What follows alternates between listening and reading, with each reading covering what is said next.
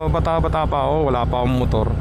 Ngayon ko lang na-realize na sobrang hassle ng ginagawa ko noon na pa-commute. Abang-abang ng jeep, diba? Napaka-hassle. Grabe. Hindi katulad pag may motor ka, saglit ka lang talaga. Singit tayo. Medyo masikip huwag na lang, hindi natin kaya. Yan yung mga ganyang bagay, isipin din natin. Hindi lang basta singit tayo ng singit. Kung may makitang butas, sige pasok. Alamin din natin na alamin din natin na yung hindi lahat ng bagay pwede kang pumasok.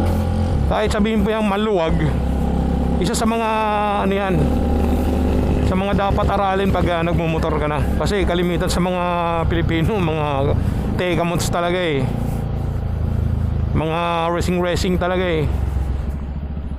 Ops, yan tulad yan diba, liliko bigla. Tragis. So nag-enjoy talaga ako pag nagmumotor ako Hindi ko alam ba't ganito yung nararamdaman mo. Alam mo yung basta ang sarap talaga magmotor. Ang sarap humawak sa manubela. Nakaka-relax talaga magmotor. Hindi ko alam bakit. Dapat pasalamatan natin yung kauna-unahang tao na naka-invento na itong motor. Kasi kung hindi dahil sa kanya, wala tayong mga pinaglilibang-libangan ngayon. Tingin-tingin tayo sa likod kasi tragis, wala tayong side mirror Basag, sana hindi tayo makatagpo ng choke point. Ticket malala tayo dito, wala side mirror. Ano pa ba violation natin? Side mirror lang naman. May lisensya naman tayo at papeles. Tulad nito, ganito, mga delikadong bagay yung ganyan Singit-singit. Tatlong bus pa to, kabilaan, harap at likod. Mga kamotik yun, binublock nila yung yung pedestrian lane. Kung tutusin, bawal yung ganyan Yan pedestrian lane dyan. May enforcer, hindi nang uhuli. Focus lang siya sa kanyang work. Pero kung ikaw may utak ka naman, alam mo naman sa sarili mo na pedestrian lane yan, kung hindi ka kamote, huwag mo nang i-block kasi dadaanan ng tao yan Grabe, siksikan. Anak ng tinapay ka. Gitawid. Mamaya doon tayo daan sa may masarap magmotor doon doon sa may Daang Hari, bagong gawang kalsada papuntang Dasma. Maluwag doon. Doon masarap mga mote. Ikaw lang mag-isa. Hindi yung nangangamote ka tapos ang dami mong madadamay. Kawawa naman yung mga nadadamay. Grabe si kuya, nakaklik Anis ang 200cc natin doon sa click Oo. Diba? Madali na lang kumuha ng motor ngayon May mga second nando. Kalat na kalat kung saan kasa ka, may makikita kang motor na Kaya mabilis kumuha ng motor ngayon. May hulugan na rin kasi. Tsaka may mga mura na rin. Mabilis na kumuha ng motor ngayon. Masi-ay ka lang, approve ka kung may motor ka na. Dito tayo sa Robinsons Imus. Layo pa diba yung mga ganyan. Pag hindi ka nagdahan-dahan, biglang may lalabas na mga nakabike dyan. May kumapangga mo yan, ikaw pa magbayad. Kaya talagang dapat sa kalsada, hindi ka lang focus sa harap, sa gilid, sa likod. Kailangan lahat.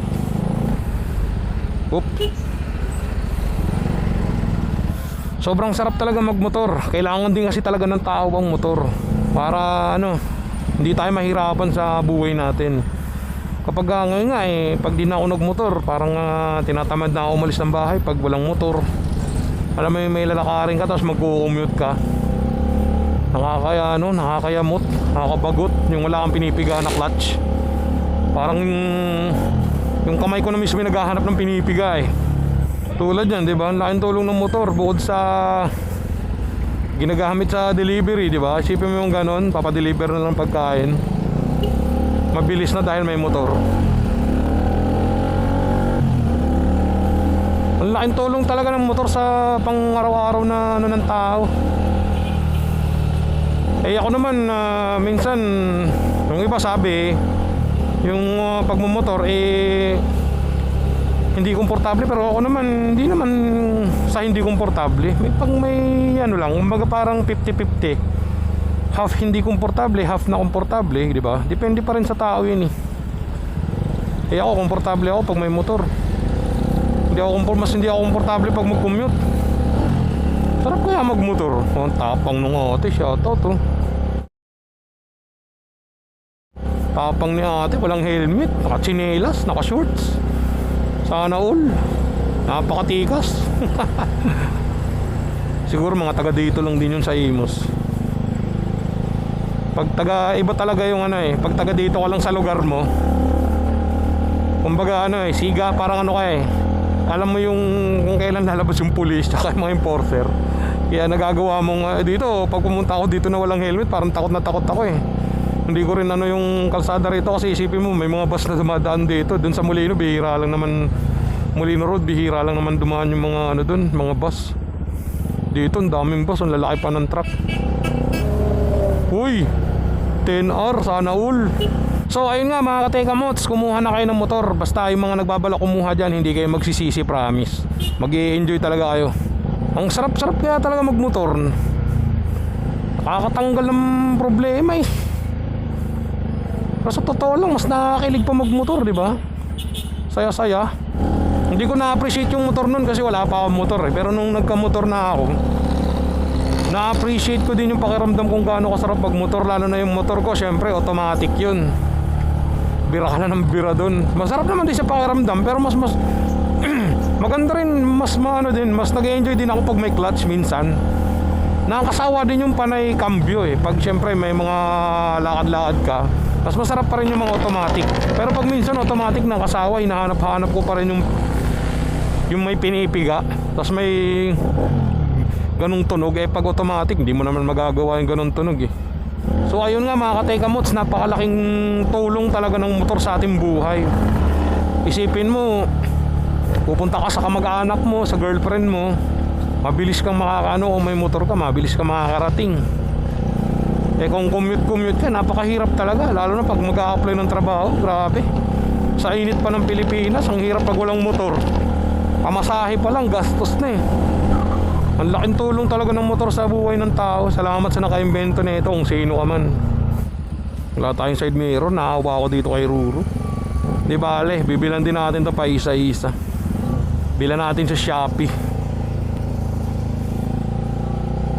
Nakakailang din minsan magmotor ng ano, walang side mirror ano. Yung sanay na sanay kang hindi tumingin sa ano, sa side mirror ka lang, nakakala ano din. Ang ganda tignan ng walang side mirror, pero siyempre delikado. Wala kang makita sa likod, lilingon-lingon ka pa ng ganyan. Mamaya pag nandun tayo sa Daang Hari, pupunitin natin ang streets. Medyo matikip. Medyo malaki kasi itong bitbit natin eh. Siguro kung click yung dala ko, kaya reader, makakasingit-singit tayo eh. Ito hindi, medyo malaki, mataba-taba itong si Ruru. Hindi tayo makalusot sa gitna, sikip. Ayokong isa alang-alang. Ang sikip, hindi kaya. Kaya naman pala traffic eh, may nakabalagbag. Sos Mariosep. Okay, try natin, kaya ba? Okay, kaya to. Yeah, tekamots lang nakakagawa nito. Wow, grabe sikip. Grabe yun, nakagkasya tayo dun. Sobra na yan. Lupit nagkasya ako dun Ngalay, di ba? Pagka ganito ang gamit mo, clutch, namumula yung kamay Wala pang isang oras yung biyahe ko, ganito na. Sakit, bakat na bakat yung ano, manibila. May enforcer, naku po. Dito tayo, wala tayo side mirror. Huwag sila tumingin. Buti hindi nakatingin. Pag nahuli tayo, nangyari tayo. Buti hindi tayo napansin, no? Talagang tekamots na tekamots. Pupunitin ko ang streets. So ayun nga mga tekamots, nawala na tuloy ako sa ano, sa pinag-uusapan natin ngayon. Ano ba nga ba yun? Uy, ganda nun Wow, ZX4RR ba yun ZX4RR o 25R, parang ganun. Pasingit kuya. Yun, thank you kuya. So ayun na nga mga katekamots, no? Ano pa ba yung idadagdag ko sa sasabihin ko? Nalimutan ko, nawala sa isip ko yung mga dapat kong sabihin kung bakit natin kailangan kumuha ng motor. Nasabi ko na yung ano yung para mapadali yung ating buhay sa motor. Mapuntahan natin yung mga mabibilis natin mapuntahan. Ano pa ba? Nakaka-relax, nakakatanggal ng stress, at masaya magmotor. Ano pa ba? Basta yun lang, parang wala na ako maisip eh. Basta yun lang yung nararamdaman ko kung bakit ine-encourage ko kayong kumuha na ng motor. Hindi naman sa pilitan, wala naman akong pakialam sa inyo kung kumuha kayo ng motor o hindi. Ang akin lang, yung mga gusto kumuha ng motor, kumuha na kayo, wag na kayo magdalawang isip. Para sama-sama tayong mag-rides, yo. Sama-sama tayong mga mote, mga tekamots. Tekamots, punit ang streets. Bilis, bilis, bilis, bilis, bilis. 6, 5, 4, 3. Habol, habol, habol, habol, habol, habol. Tekamots, habol, habol. Wala tayo side mirror to. Yes, nakahabol pa. Yeah. Pamuti, diba? O sa inyo, huwag kayong mga ngamote pagka hindi nyo kaya mga mote, hindi nyo kaya panindigan. Ako, dakilang tekamots talaga ako eh. Nakahabol tayo. Dito medyo maluwag-luwag na eh. Kaso, delikado dito sa Danghari pagkagabi. Pag mabilis ka rito, may mga bakang sumusulpot dito. Putragis. Para mga sigbin yung mga baka dito eh. Meron ako dito ang tropa na aksidente na dito, nakasagasa ng baka. You know, maluwag na. Yeah! Woo! Punitin natin ang streets. Woo! Ops, ops, ops, ops, ops, ops, ops. Putang na. Relax, relax. May ginagawa pala yung ewan ko kung ano yung mga yan, naghuhukay-hukay na naman. Grabe talaga dito, puro hukay-hukay na. Hindi tayo nakakapunit ang streets. Woohoo! Sarap talaga magmotor, grabe, yeah. Woo! Nakaka-relax. Punit ang streets. Sarap ng hangin. Ganitong pakiramdam yung nakakatanggal ng stress, diba? Kahit sobrang stress ka na, mawawala sa yung stress mo dahil sa sarap ng nadudulot ng pagmumotor.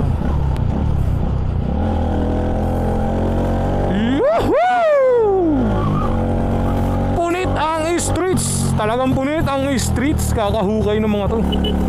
Kaya pa ako singit. Thank you.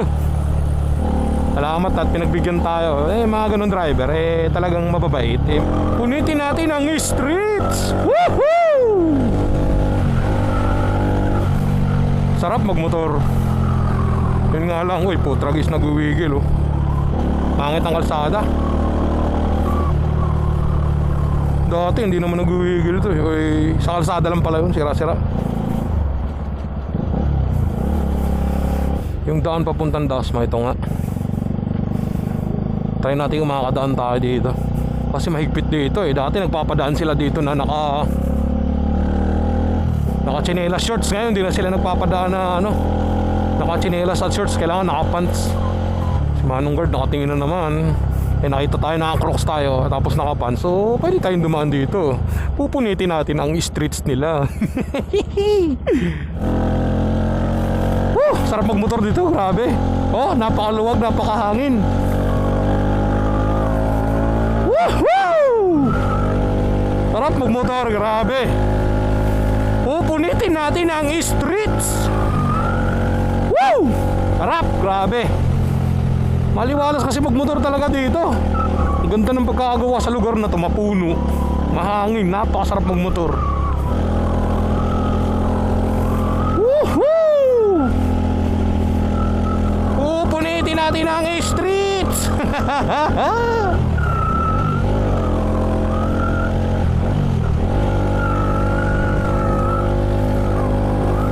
Sarap magmotor.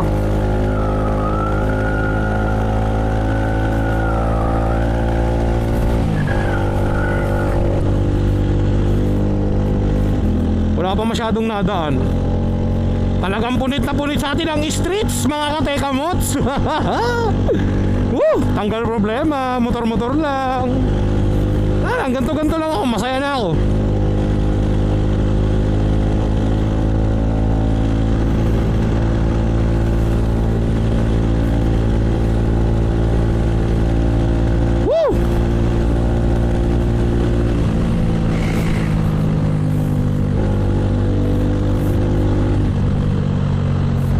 Sarap magmotor. O diba? Sarap magmotor. Kaya kayo mga gustong kumuha ng motor dyan, eh kumuha na kayo. Huwag na kayo magdalawang isip. Siyempre, ingat-ingat lang. Ang motor kasi, ano yun eh, stress reliever. It's liver lover. Boy. Ay, dito yata ang daan nun, ha. Potek, lumagpas tayo. Dito ba? Tama. Ikot tayo, ikot. Napasobra tayo dun, ha. It's liver lover. Boy. Tapos dun tayo sa ano kabila. Ikot tayo pa daang hari. Pupunitin natin ang streets. Okay, stoplight muna. Opya, mani popcorn, oh, kasya. Opya, walang side mirror, kasya. Dito, kasya to. Oo, kasyang-kasya, napakaluwag. Walang side mirror. Ako, tayo pa namang enforcer sa gilid-gilid. So, shoutout sa mga enforcer, sana hindi nyo ako mahuli. Ah! Saglit! Tabi muna tayo, may natawag. So ayun nga, no, kanina nagbibideo tayo doon sa may maluwag na kalsada. Ngayon ito, balik na naman tayo sa traffic dahil may emergency tayo susunduin, di ba? Gaya nga ng sabi ko, laking tulong talaga ng motor.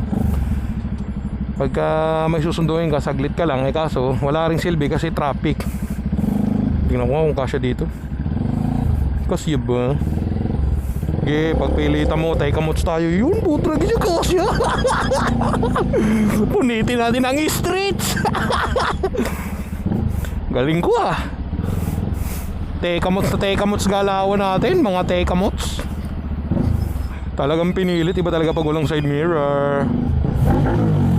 Grabe na traffic dito, nakakainis. Uy, tropa natin to, Ken. Di na mamansin yung tropa natin, oh. Naka-headset. Shoutout kay Kennedy Cruz. Last meet ko nung high school, papasok na yata ng trabaho yun.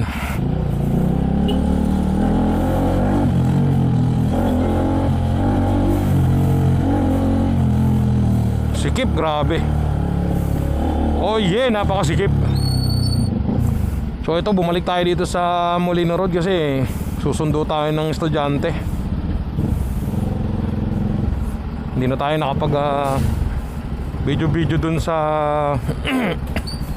dapat idiretso tayong ano dun sa ano ba to, yung bagong kalsada gawa na Bilyarata yun. Dito sa may Padasma papuntang Danghari may bigla ang sundo. Yan, din tayo nakapag video doon. Sunod na araw na lang meron tayong bigla ang sundo. Sa kamay, putik. Pulang-pula ng aking kamay sa sports bike. Dalawa kasi school dito, State Fields tsaka Perpetual Meron pa pala doon sa dulo may elementary school. 3 skwelan dito. Sabay-sabay naglalabasan ng estudyante kaya mababaong ka talaga Baon sa traffic, yeah.